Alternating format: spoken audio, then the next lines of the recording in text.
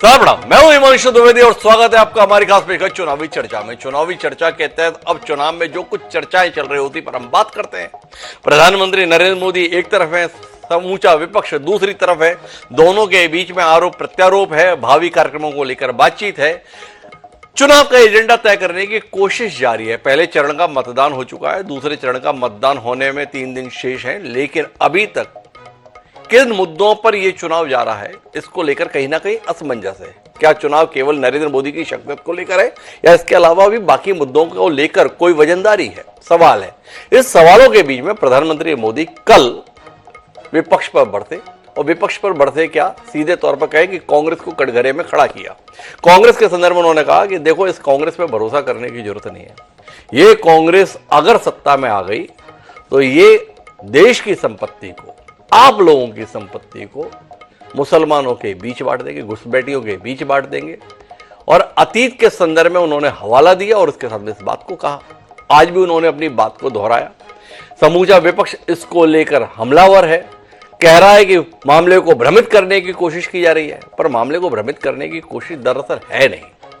Congress party के संदर्भ में अतीत में यह आरोप रहे हैं कि उसने अल्पसंख्यक तुष्टीकरण के लिए या मुस्लिम परस्ती के लिए इसको हथियार बनाकर लंबे समय तक राजनीति की और इसके आधार पर अपना एक वोट बैंक तैयार किया आजादी के बाद से। और उसके बाद में उस वोट बैंक में सेंध मारी हो गई। जब सेंध लग गई तो उसके बाद से कांग्रेस की हालत पतली होती हुई चली गई।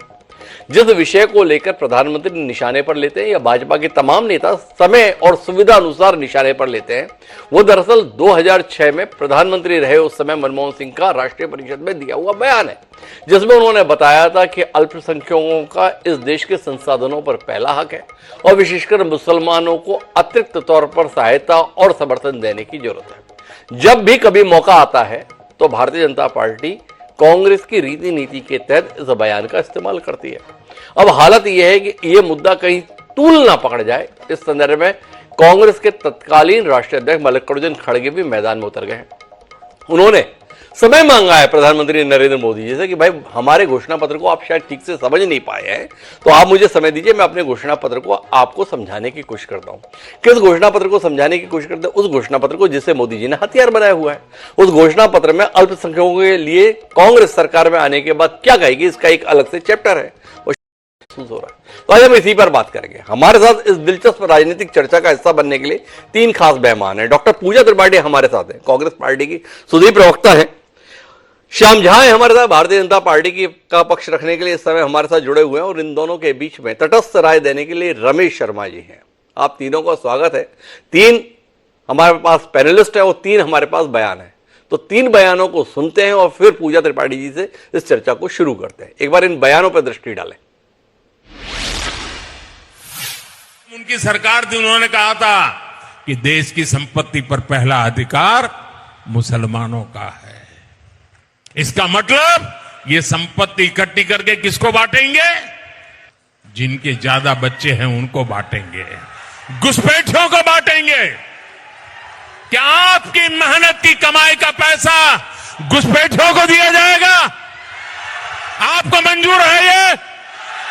ये कांग्रेस का मैनिफेस्टो कह रहा है कि वो माताओं बहनों का सोने का हिसाब करेंगे, उसकी जड़ती करेंगे, जानकारी लेंगे और फिर उस संपत्ति को बांट देंगे और उनको बांटेंगे जिनको मनमोहन सिंह जी की सरकार ने कहा था कि संपत्ति पर पहला अधिकार मुसलमानों का है।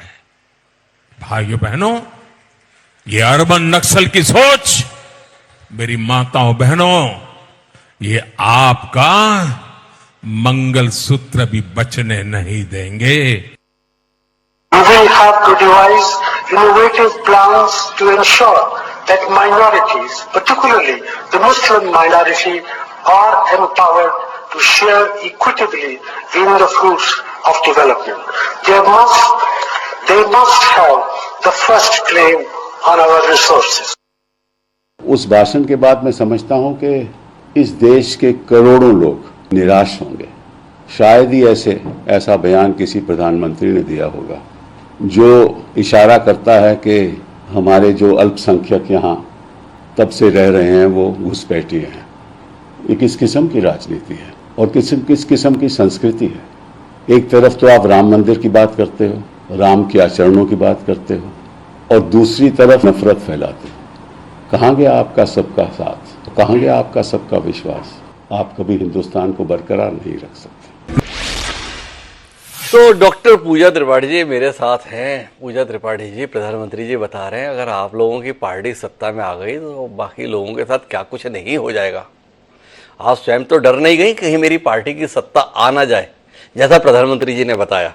तो सबसे पहले तो आपसे जानना चाहता हूं कितना भय आपके अंदर आ गया अपनी ही पार्टी के सत्ता में आने की संभावना को देखकर? हमारे भाई का तो पता नहीं हिमांशु जी, पर प्रधानमंत्री जी बहुत डरे हुए, बौखलाए हुए। जी। बचपन में कहानी पढ़ी थी हिमांशु जी प्रेमचंद्र की, जिसका नाम था पंच परमेश्वर। जी। दो पुश्तैनी दुश्मन थे, आपने भी पढ़ी होगी। जी। दो पुश्तैनी दुश्मन थे, एक सरपंच बन जाता है तो सोचता है कि मैं अब बदला लूंगा, पर जैसे ही सरपंच की कुर्सी पर बैठता है उसे अपनी पद की गरिमा का ध्यान आता है और वो उसी व्यक्ति के फेवर में फैसला देता है। जी। ये 140 करोड़ लोगों के प्रधानमंत्री हैं, जिसमें 15% मुस्लिम भी हैं। इतना गैर जिम्मेदाराना, इतने निचले स्तर का ये बयान देते हैं, मुस्लिम को घुसपैठी कहते हैं, ज्यादा बच्चे पैदा करने वाले कहते हैं। आप एक पूरी की पूरी कम्युनिटी को अदर कर देते। सबसे पहली बात, आप झूठ पर झूठ कह रहे हैं।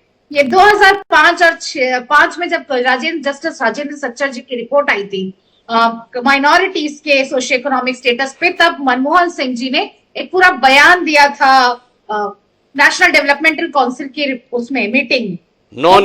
9 दिसंबर 2006।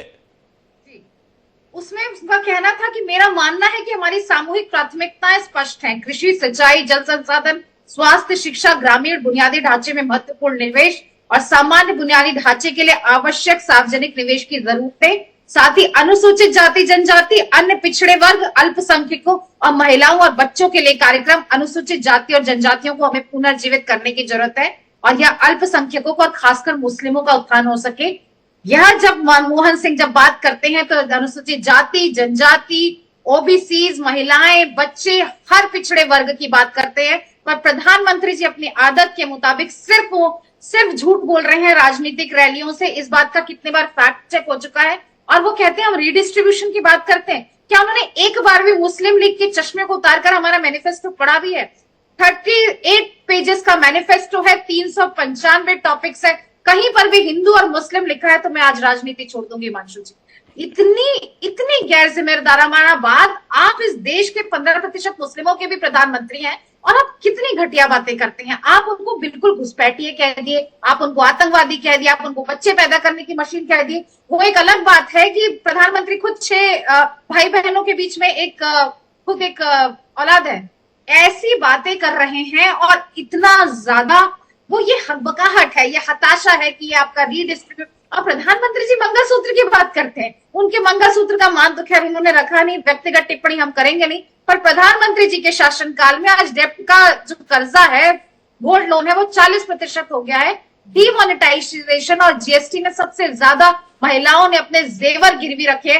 वो प्रधानमंत्री आज मंगलसूत्र की बात करते हैं, वो दाम्पत्य और करोड़ों ब्याहताओं को का अपमान करते हैं और इस तरीके की बात करते हैं। पूजा जी, आपने बार बार उस बात को कहा, इतनी नाराजगी या इतनी क्षुब्धता क्या आपकी डॉक्टर मनमोहन सिंह को लेकर भी है? जब वो बता रही थी अल्पसंख्यकों के संदर्भ में, अनुसूचित जाति के संदर्भ में, महिलाओं के संदर्भ में, इस वर्ग में भी बहुत से वंचित वर्ग हैं, पर मनमोहन सिंह जी को क्यों, विशेषकर मुस्लिम, उस समय पर आपको उतनी आपत्ति क्यों नहीं हुई जितना आज माननीय प्रधानमंत्री मोदी जी के द्वारा उनके मुंह से मुस्लिम निकल गया तो आप नाराज हो गए?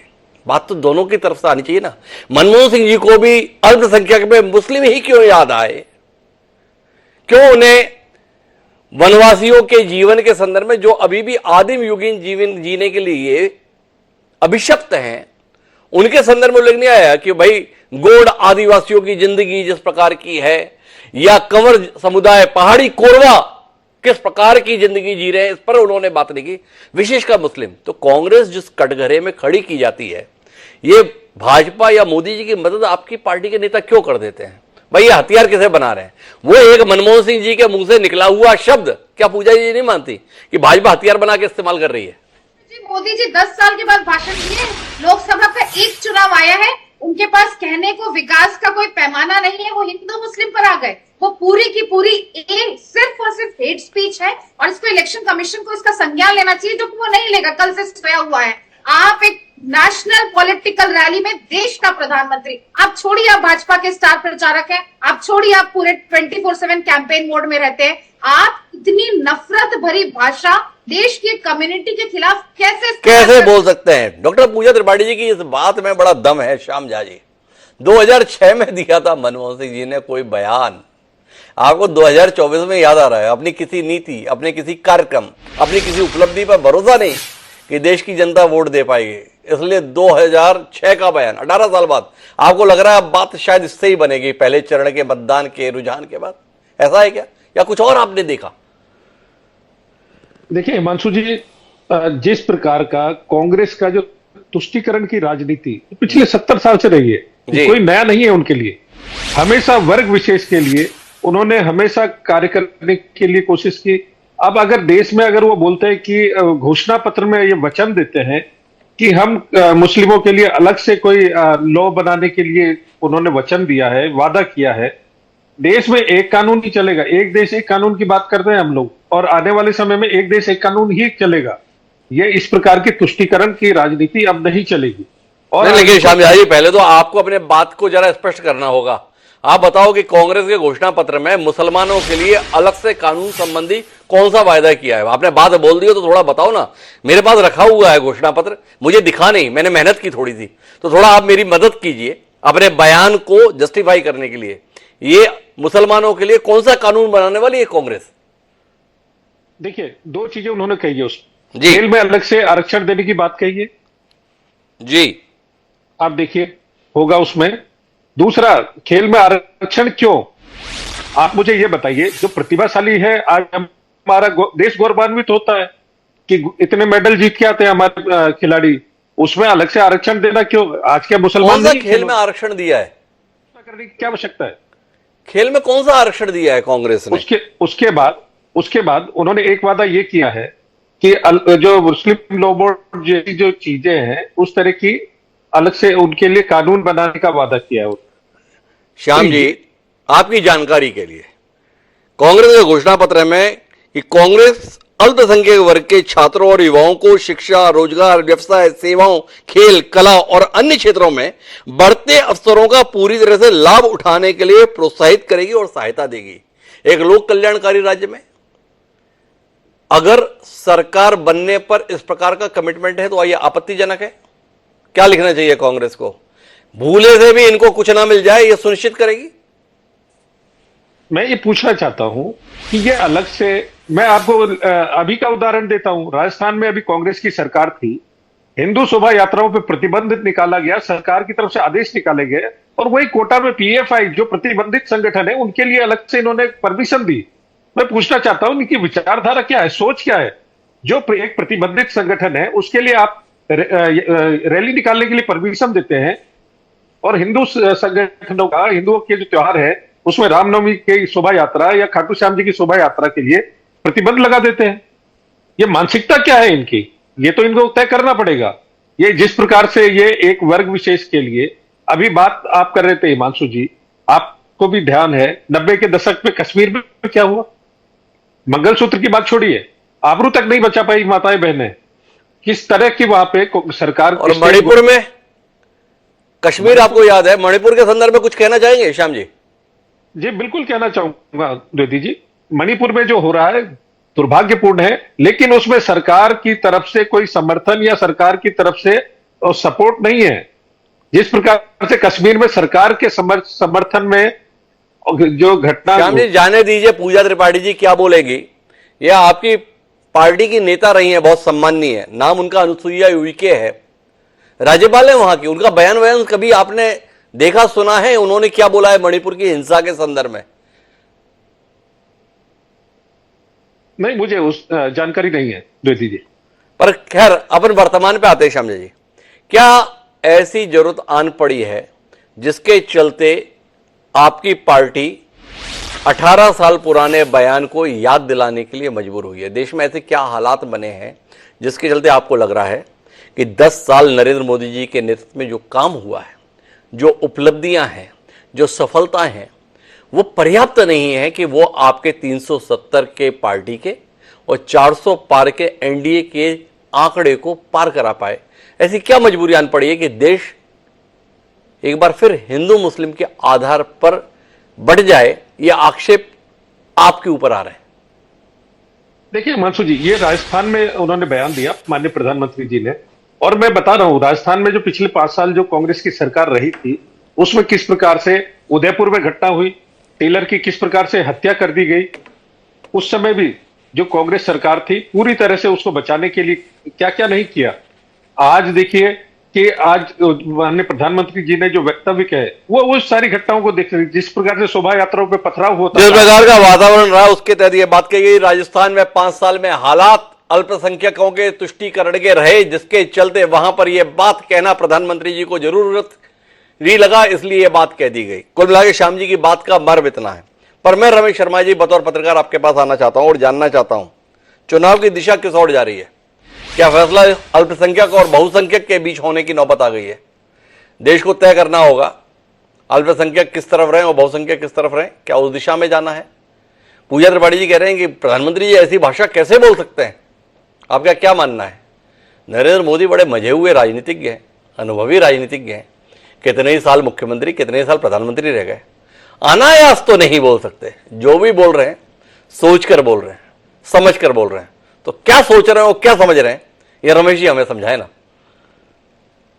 देखिए, मोटे तौर पर चुनाव के समय राजनेताओं का भाषण समय और स्थान के साथ उनकी शैली बदल जाती है। स्वाभाविक रूप से राजस्थान में पिछले दिनों कांग्रेस सरकार के समय जो घटनाएं घटी थी, स्वाभाविक रूप से नरेंद्र मोदी जी ने उस बात पर कहीं ना कहीं कटाक्ष किया हुआ है। मोटे तौर पर अगर आप किसी भी चुनाव में देखेंगे तो जो राजनीतिक दल कोई जरा सी भी चूक करती है, दूसरा राजनीतिक दल उसको पकड़ता है। कांग्रेस भी ऐसा कर रही है और भाजपा भी ऐसा कर रही है। तो कहीं ना कहीं वो जो उन्होंने विकास की बात कही हुई है बच्चों के लिए, रोजगार के लिए, उसको अगर केवल उसको अल्पसंख्यक शब्द डालने की आवश्यकता नहीं थी। कह देते कि समाज के सभी वर्गों को हम ये करेंगे, क्योंकि उसमें एक अल्पसंख्यक वर्ग है। और इससे पहले कांग्रेस के पर ये आरोप समय समय पर लग चुके हैं। जैसे 2006 का आपने एक उदाहरण भी बताया। एक बार बटाला हाउस का एनकाउंटर हुआ तो कांग्रेस के किसी नेता ने कहा कि सोनिया गांधी जी को आंसू निकल गए। ऐसी जो तमाम घटनाएं होती हैं उसको राजनीति में हमेशा मुद्दा बनाया ही जाता है। तो स्वाभाविक रूप से वही मुद्दा बनाने की कोशिश है। लेकिन जैसा कि आपने कहा है कि मोदी जी बहुत परिपक्व किस्म में राजनेता है।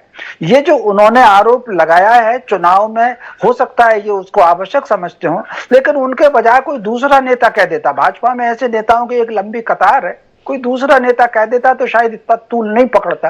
क्योंकि मोदी जी ने कहा हुआ है तो वो ज्यादा का ज्यादा तूल पकड़ गया। फिर इसके अलावा एक और बात हिमांशु जी, नहीं, मैं रमेश जी यहीं पे रोकता हूं। तूल पकड़ गया या चाहते थे कि तूल पकड़े, तो उस अनुसार एजेंडा के अनुसार काम हो गया।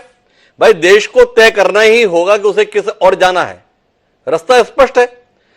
कांग्रेस कह रही है कि जो व्यक्तिगत कानून है हम उसमें सुधार करेंगे, संबंधित समुदायों की भागीदारी को बढ़ाएंगे, उनकी सहमति से किए जाएंगे। वहीं भारतीय जनता पार्टी का तो कहना है एक देश एक कानून, समान नागरिक संहिता की दिशा में आगे बढ़ना है। तो बिल्कुल धारा बटी हुई है। तो क्या प्रधानमंत्री ने चाहा कि मैं जिस धारा पर हूं उस पर देश को ले जाऊं, जनादेश इसी रूप में आ जाए, तो मैं अगला जो बचा हुआ काम है, भाई धारा 370 के प्रावधानों की समाप्ति, राम मंदिर का निर्माण और समान नागरिक संहिता, ये तीन ही चीजें हैं जिन पर हम पिछले 30-40 साल से भाजपा को खड़ा देख रहे हैं, कभी बदला नहीं।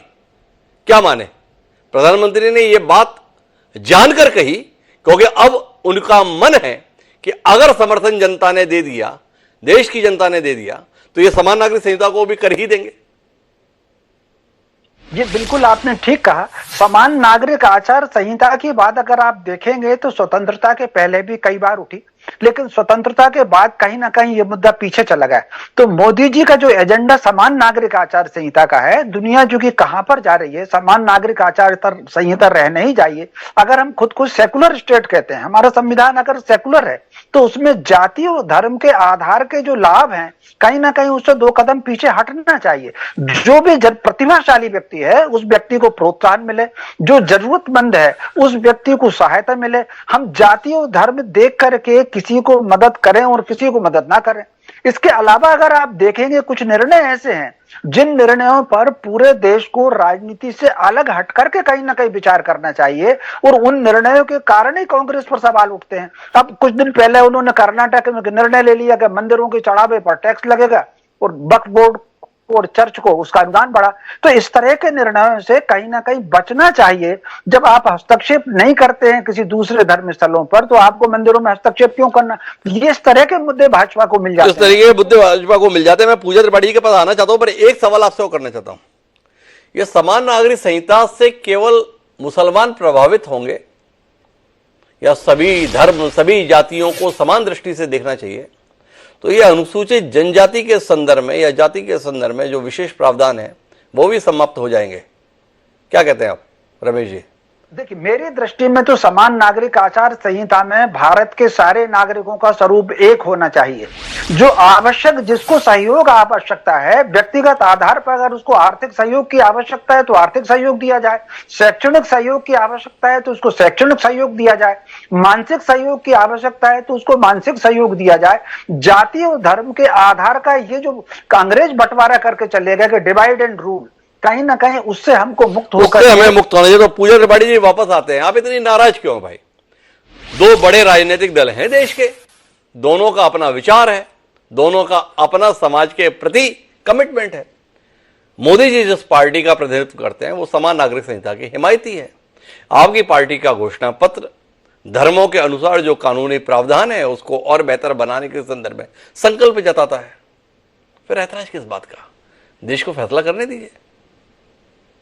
देश फैसला करेगा हिमांशु जी, देश फैसला करेगा कि प्रधानमंत्री जी राष्ट्रीय मंच से, एक राजनीतिक मंच से इतनी थितरी, इतनी छिछोरी बात करते हैं और ये सिर्फ विभाजनकारी हेट स्पीच देते हैं और कुछ नहीं। वो आप आज समान नागरिक संहिता की बात करनी है ना, आपको समान नागरिक संहिता के लिए माहौल बनाना है, आपको 400 पार में आना है, आपको संविधान बदलना है, तो आप एक कम्युनिटी को टारगेट कैसे कर सकते हैं? उन्हें घुसपैठिया, उन्हें बच्चा पैदा करने की मशीन आपसे ये लेकर उनको दे देंगे। इस तरीके की हल्की बातें क्या प्रधानमंत्री के मुंह से शोभा देती है? आप बताइए, क्या प्रधानमंत्री के पद की गरिमा को ये शोभा देता है कि वो सड़क छाप लोगों तरीके से बोलेंगे कि वो तो घुसपैठिए हैं, वो बच्चा पैदा करते हैं तो वो 6 बच्चे पैदा करते हैं और आप 2 बच्चे पैदा करते हैं तो आपका संसाधन उनको दे दिया जाएगा? एक बार बताओ पूजा जी, आप बार बार घुसपैठिया कह दिया, घुसपैठिया कह दिया, कह देखो कितनी छिछली बात की। गलत क्या कह दिया भाई? क्या बांग्लादेश से बड़ी संख्या में मुसलमानों का घुसपैठिए के तौर पर आना देश के लिए समस्या नहीं है? क्या म्यांमार में जिस प्रकार की हिंसा हुई उसके बाद रोहिंग्या मुसलमानों को लेकर देश के सम्मुख समस्या नहीं आई? अगर इंदिरा गांधी जी के द्वारा 1971 में पाकिस्तान के खिलाफ जंग की गई थी तो घुसपैठिए ही तो वो कारण था जिसके चलते इंदिरा गांधी को ये कदम उठाने पड़े थे। तो आप इतनी नाराज क्यों हैं भाई? देश इस समस्या से तो जूझ रहा है ना, देश के सम्मुख दिक्कत है ना, देश के सम्मुख परेशानी है ना। देश के सम्मुख परेशानी बेरोजगारी की ज्यादा है घुसपैठिए से, मैं बता दूं हिमांशु जी। आज देश में 45% लोग बेरोजगार हैं। हर दिन पेपर लीक से युवा आत्महत्या कर रहे हैं। आज देश के सामने मैं 1200 का सिलेंडर भरा रही हूँ, आप भी भरा रहे होंगे। देश के सामने हमारा जो महंगाई है वो 2 गुना 4 गुना बढ़ गया है। देश के सामने समस्या ये है कि अगर क्या लद्दाख में जो लोग चीनी घुसपैठ के अगेंस्ट प्रोटेस्ट कर रहे हैं, क्या वो घुसपैठी हैं जो उनकी बात नहीं सुनी जा रही है? आज देश के सामने जो समस्याएं विकराल रूप से हैं वो मोदी जी के 10 साल के शासन के परिणाम है, लेकिन मोदी जी उस पर बात नहीं करते। मोदी जी युवाओं को कोई विजन नहीं देते, मोदी जी महंगाई के खिलाफ कोई विजन नहीं देते, मोदी जी के कोई आने वाले 5 सालों का कोई रोड मैप नहीं है। एक बार बताओ पूजा त्रिपाठी जी, गेंद आप फेंक रही हो तो आप ये क्यों चाहती हो कि मोदी जी इस पे कवर ड्राइव लगाए? अगर उनका इरादा हुक शॉट खेलने का तो वो हुक शॉट ही खेलेंगे ना। आप गेंद फेंको और उसमें बल्ला वो आपके अनुसार घुमा, ये कैसे संभव है भाई?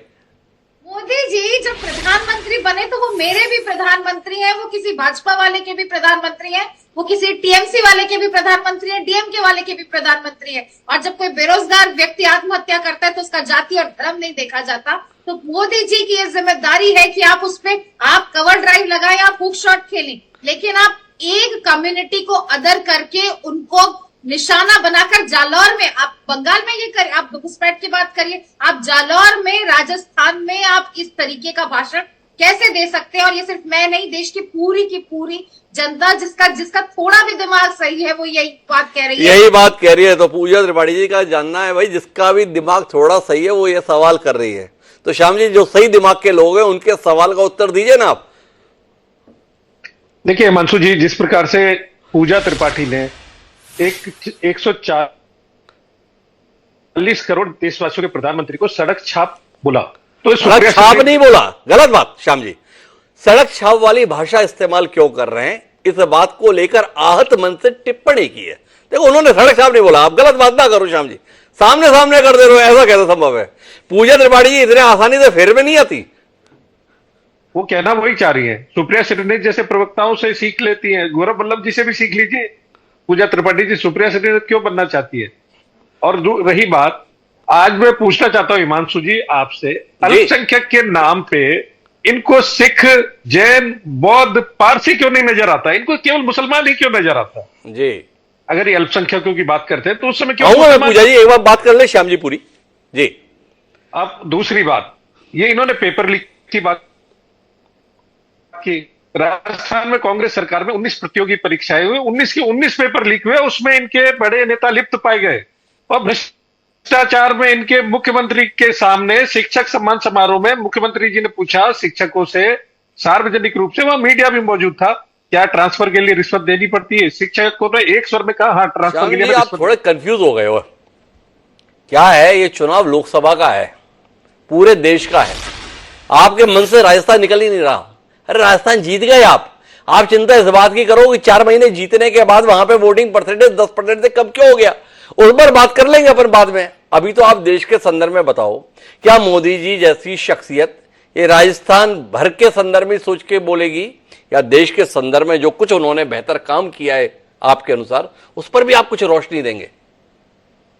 जी बिल्कुल, देश में जो काम किए हैं वो तो पूरा देश देख रहा है, पूरा देश जानता है। युवा आजकल आप सोशल मीडिया और हर तरह से युवा सक्षम है, उसको सब पता है युवा को और एक एक व्यक्ति को कि मोदी जी के रहते हुए क्या क्या काम हुए 10 साल में। तो वो तो सबको पता है, जो नहीं पता है वो मोदी जी कह रहे हैं। ये कुल मिला के हमें श्याम जी बताने की कोशिश कर रहे हैं। मुझे अंतिम बातचीत के लिए रमेश जी के पास जाना है, पर पूजा जी को हस्तक्षेप करना चाह रही थी, एक बार पूजा जी का संक्षिप्त में हस्तक्षेप लेते हैं। जी पूजा जी, क्या हुआ?